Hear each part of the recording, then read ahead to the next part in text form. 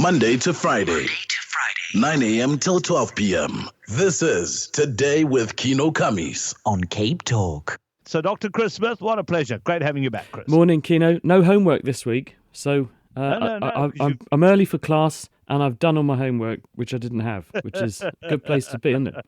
Trust you and the family are well. Yeah, everything's going okay. I mean, obviously, unsettled times again because we're seeing these big resurgences of coronavirus cases across countries, right across Europe, across the UK. We've got universities seeing very big surges in cases now. Glasgow University have got 600 students quarantining because 124 of them so far have tested positive for infection. Universities have only been back a short while. Many other universities, including my own, Cambridge University, start back at the beginning of October. So obviously it's tense times because it's been very disruptive for young people's educations. We all thought hopefully things are going to improve and everything's going to settle down. Now this is all kicking off again. So another disrupted academic year possibly in the making. Let's hope not. Yeah, and if one talks about what brought the resurgence about, and we know Europe in and of itself, chatting to people at Deutsche Welle and elsewhere, there's obviously a huge concern about the resurgence.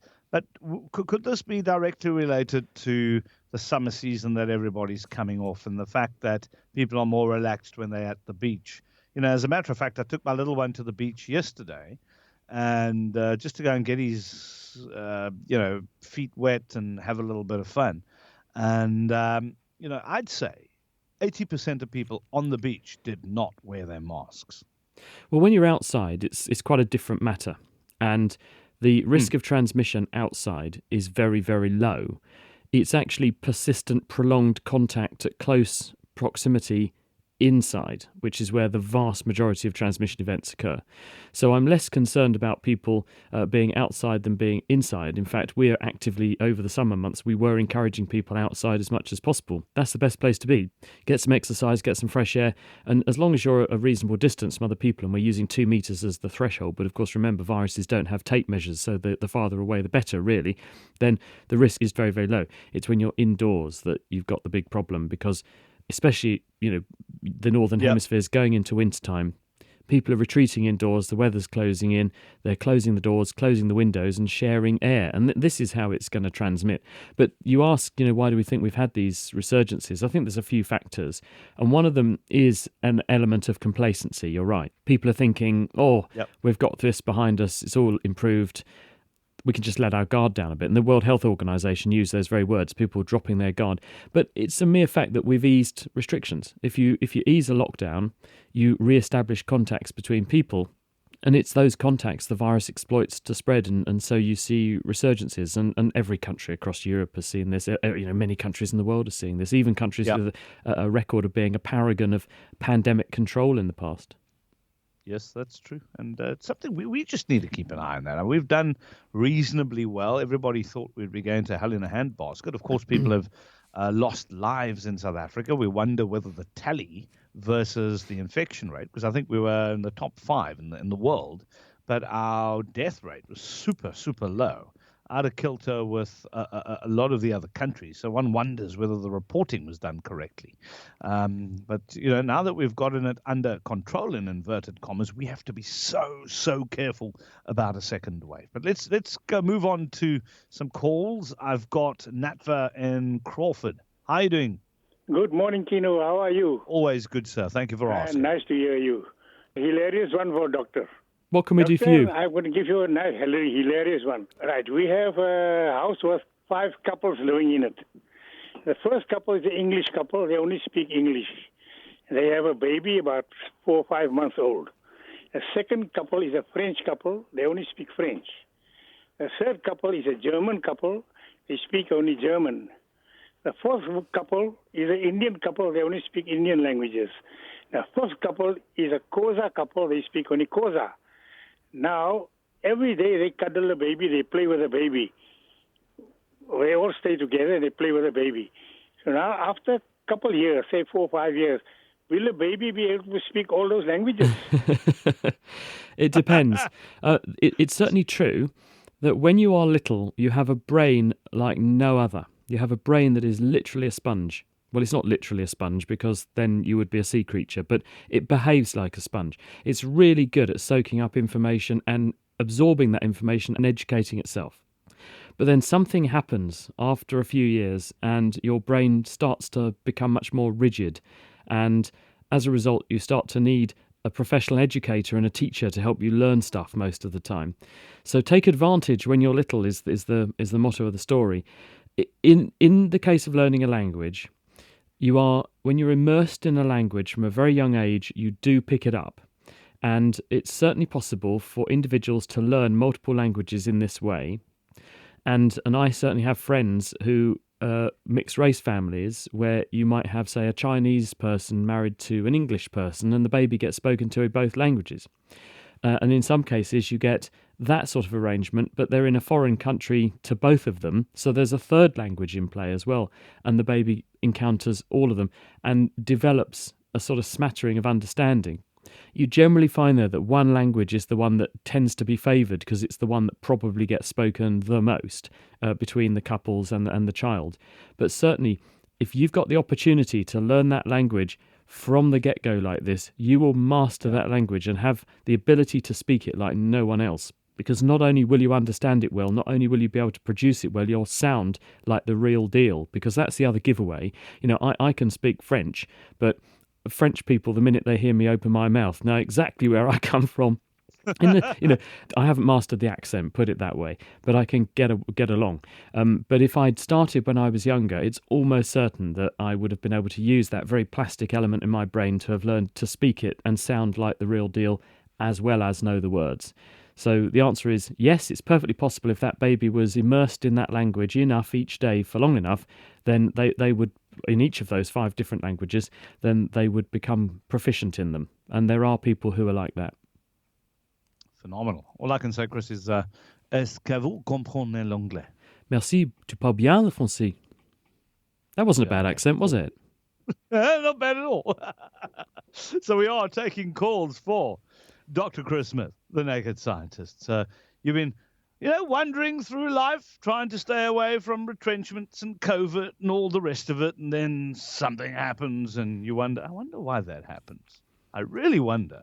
Maybe I should call Dr. Chris Smith on a Friday between 9:30 and 10. Well, this is your time. You pick up the phone, you give us a call on 021 446 0567 and WhatsApp on 072 567 1567. Deborah's in Pinelands. Hi, Deborah. Hi there. How are you guys? Always good, thanks. That's good. You know what I've been discovering when I buy toilet gel? The one consistency might be very thin and the other one's very thick. And I find out what is the actual consistency it's supposed to have to make it a gel. Hi, Deborah. I just use I know exactly what you mean. And yes. the reason they add these things, and they add various thickening agents, they can include things like methyl celluloses and things, big molecules that are like long chains of spaghetti that struggle to slide over each other, so they have a thickening effect. And when you add these things, by thickening the stuff up and adding a nice colour to make it look nice and bright and blue, for example, it makes it look like you've done a huge, impressive job of cleaning, because you can really see the benefits of your labour as this stuff glues itself around the inside of your toilet pan, and then you think, well, that was good, I'll buy that again.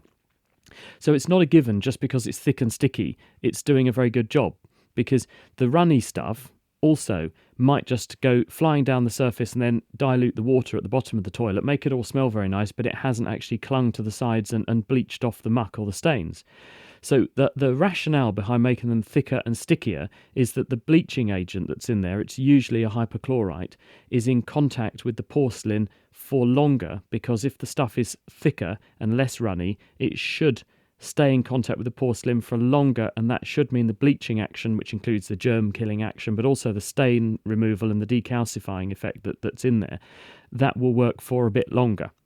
And so I would go for the thicker one if you can, because A, it will look impressive, but B, it probably will stick onto the surface for a bit longer and achieve all of the above. The more runny ones, they're useful for getting into places that the thick ones don't want to go. So if you've got hard to access nooks and crannies that you're trying to clean, a runnier liquid obviously is going to spray and splatter a bit more, which means it's more likely to access those areas.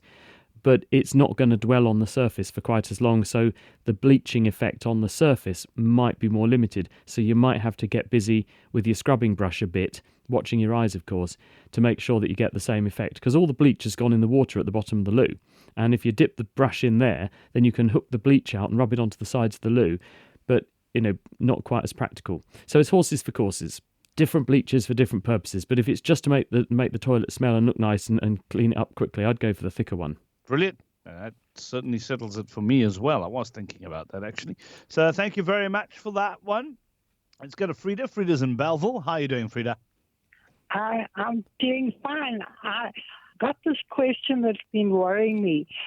I noticed that when I buy fruit, it's got so much of different fruit mixed together. I mean, I don't know why they do it. Nachos have become almost oranges, but what is the purpose? And do they retain their vitamins? Do they get more of the other, or how does it work? Okay, so it sounds like a silly question, but no, it isn't. When you get all these different variations of nachos, etc., some are easier to peel, others aren't, and I don't know, Chris. Frida, are you talking about when you have the fruit and it's on the shelf of a shop, and so you've got the different unpeeled varieties or types of fruits all mixed up together, or are you talking about when you buy a mixed fruit in a tin, for example? She's talking about. She's left now, but what I've just garnered from what she said is these new varieties of fruit that they're coming up with. Okay. So it's almost a cross-pollination, if it were, of fruit. And she wants to know, with all of this, whatever it is they're doing, like a Clemenaci, I don't know if you can find something like that, does it retain its nutrients? Yeah. Well, the answer is that that it almost certainly will, because fruit is fruit, and fruit is good for you on many, many levels. And it contains a whole range of vitamins, and you only need those at low concentrations because your body only needs small amounts of them for them to be beneficial. And it's certain that if you're eating fruits, then there will be lots of B vitamins in there, vitamin C in there as well, and lots of soluble fibre. And this is the other really big benefit of eating plenty of fruit, is that the soluble fibres in there are really good for the health of your intestine, because they keep things moving, but they also feed your microbiome, the community of microorganisms that live in the intestine. And they say you never eat alone, even if you dine for one, because you've got about 37 trillion microorganisms living in your guts that also contribute to the banquet. And they see your lunch in some cases before you do. And so they make a very important contribution to the sorts of chemicals washing around in your bloodstream, because they digest things that you can't and turn them into important other chemicals that are in the bloodstream that have beneficial effects across the body. So breeding new varieties of fruits can be very beneficial. You can breed ones that people want to eat, and if they taste nicer, they've got better flavours, they're perhaps a bit sweeter, which appeals to some people. More people will eat more fruit more of the time, and that means their health is overall probably going to be better. You can also breed into these things characteristics like longer shelf life, better resistance against insect attacks, so you use fewer chemicals, and if you use fewer chemicals, that means you're going to have to spend less water washing the chemicals off, and also that's better for the environment anyway. So there's a whole range of reasons why these sort of selective breeding programs are beneficial, and they also breed fruits that look more interesting and they can taste more interesting. And again, this is more likely to attract people towards embracing a healthy lifestyle. And I'm saying this with an eye on the fact that it's going to be World Vegetarian Day quite soon, and I'm actually going to make a program about the health benefits or not to dig into some of the what's myths and what's reality of embracing vegetarian living, and also what it does to the health of the planet as well. So I'll give you some feedback, if that's the right word to use, to take another wonderful food word, in a week or so. Absolutely wonderful. Let's go to Taff. Taff's in Centurion. Are you listening to us all the way from Centurion, Taff? Good to have you on the show. Morning, everyone. Morning, Dr. Chris. I'm a big fan. Morning, Taff. I just want to ask, absolute zero on the Kelvin scale, has there been a quantum physics proof which supports that number? Because I know it was developed, I think, in the 1700s, 1800s. But with quantum physics now, has anyone been able to prove absolute zero, at the molecular level, to say that we can't go beyond that temperature? Yeah. This is minus 273 degrees C, or 0 Kelvin. And this is the point at which every bit of motion stops. it's impossible to get to absolute zero, because as soon as you take all the energy away, the gradient is so strong, pushing energy back in, that you get fractions of a degree of energy go back in. So it's impossible to get to absolute zero, but you can get very, very close. And strange things start to happen when you get there.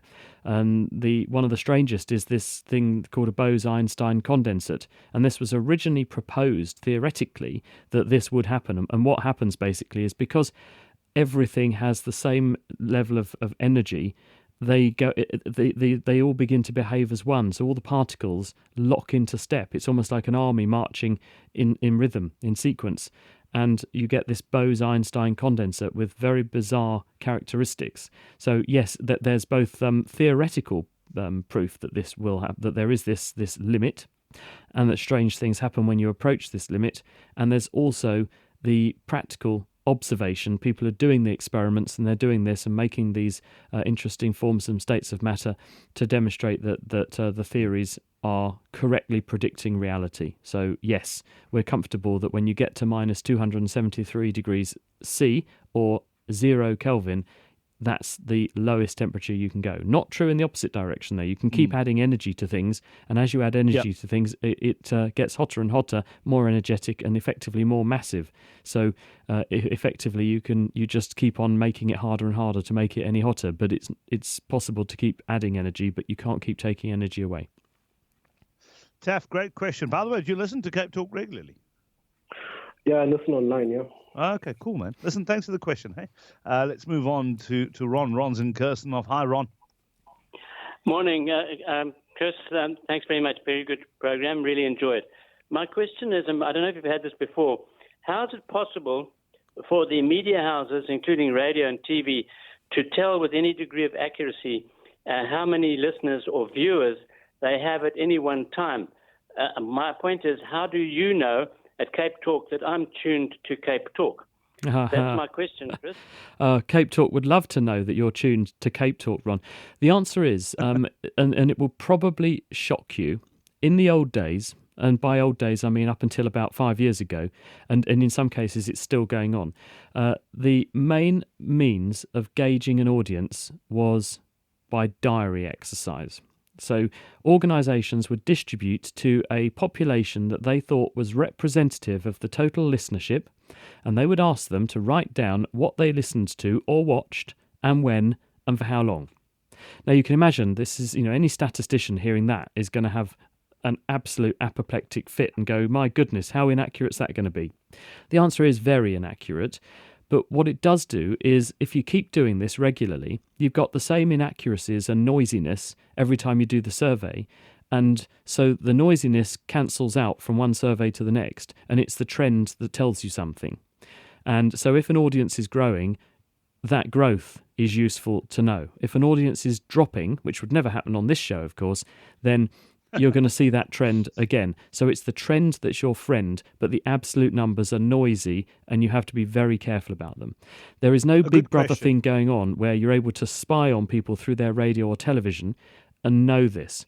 But that is changing, because via the routes that people are now listening, we just heard from Taff in Centurion, all the way, a long way away, at the other end of the country. Yeah. If you're listening online, your IP address of your computer is being logged. And so you can tell geographically where people are. You can tell what they're listening to, and you can see how long they listen for.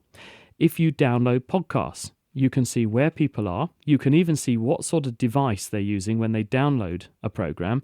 And even if you're using some apps, it will work out how long you listened before you got bored and switched over or skipped the ads and so on. And some smart television systems now even have cameras and microphones in them that they're using to work out viewer engagement. And that means if you are watching the telly, it can use eye tracking to work out that you are watching the telly. You haven't just got it on in the background. It can use the fact that you are or aren't talking to your friends in the room. You are attending to what's on the screen, or shouting at the television to protest about what's on the news or something. They can tell all that. So it is changing, and the ability to do accurate audience monitoring is becoming much more fine-grained, much more accurate. And that means that some programs are becoming winners, some programs are becoming losers.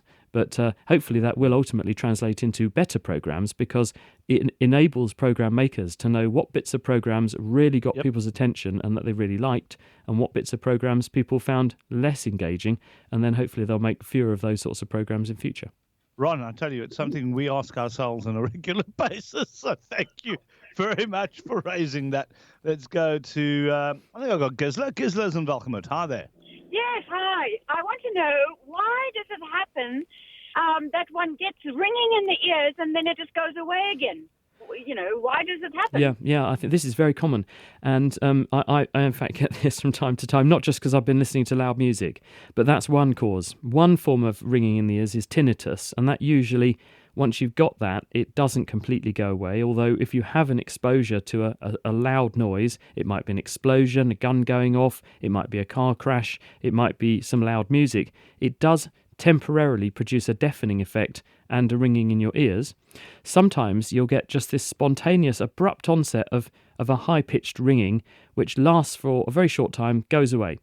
Now, the reason this happens is because inside your ear, in the inner ear, this is the cochlea, named after the fact that it looks like a snail.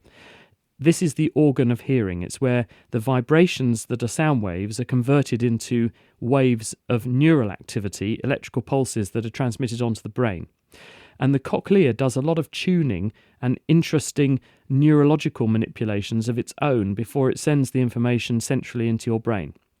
And in fact, the cochlea makes noise of its own because it receives a nerve supply from the brain, enabled to tune the cochlea. And when we get these funny sounds in our ears that come from nowhere, sometimes that's caused by the cochlear tuning effect, and it causes it to amplify artificially some sounds that are either there at very low levels, or it makes itself, and you experience them, hear them for a short while, and then it resets the system. So to answer your question briefly, in some cases it's because you've been exposed to very loud noises, you've dampened down the ability of the hearing system to hear certain frequencies, and the brain then over amplifies to compensate for a short while, and that's tinnitus. In other cases, it's because of input to the cochlea, trying to tune up the cochlea, generating spurious noise signals, which you experience as a sound as though it's really there, even though it isn't, and you hear that for a short while until the system resets. Well, there we go, Gisela. Thank you very much for asking that question. Thank you. You must have a wonderful weekend, eh? There we go. Thank you. That's Gisela out in Welgemoot this morning. Chris, thank you very much for joining Pleasure, us. mate. I trust you're going to have a wonderful weekend. I'm going to try my best, and I trust you will too. Oh, I will. It's called Netflix. for most of it, thank you very much. Take care then. Bye, Keno. Look forward to next week. Cheers, Chris.